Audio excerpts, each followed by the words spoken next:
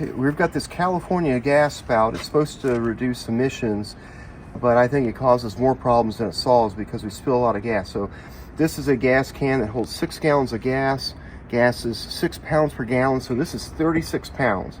We've got 2 people here trying to put the gas in.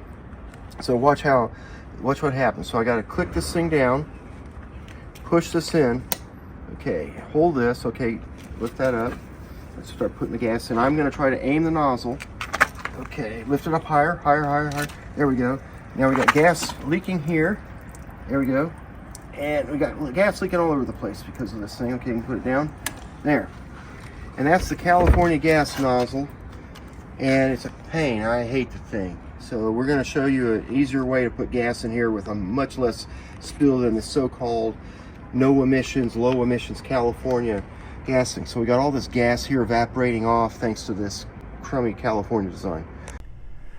I'm going to modify these 3 gas cans that have the dreadful California spout on here.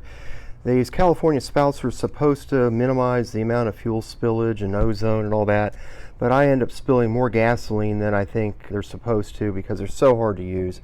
So there's a kit you can buy where you can put on a flexible spout, and you can put in a breather hole.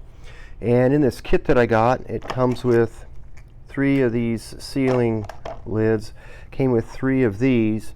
It even comes with the right drill bit to put in the breather hole. But one thing I found is these caps that are supposed to go on here don't fit. They're too small. So these 3 things here are useless. They come with these gaskets here. So these gaskets go on that way, and that goes on that way.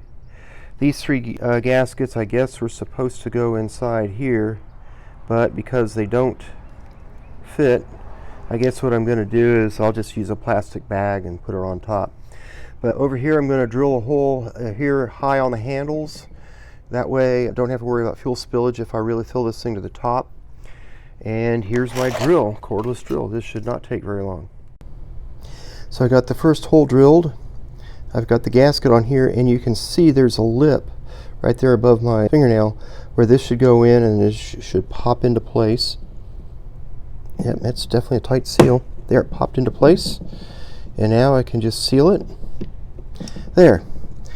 Goodbye, California excessive leakage, whatever you call this spout. It's just a nightmare.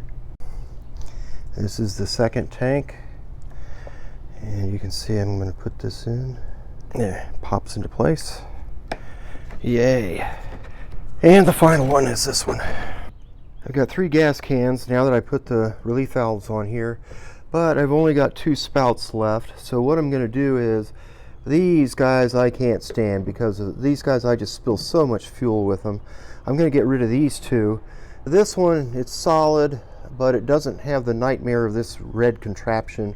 So I'm going to leave this one on, and I'm going to replace these 2 spouts and forever throw them away. They're useless.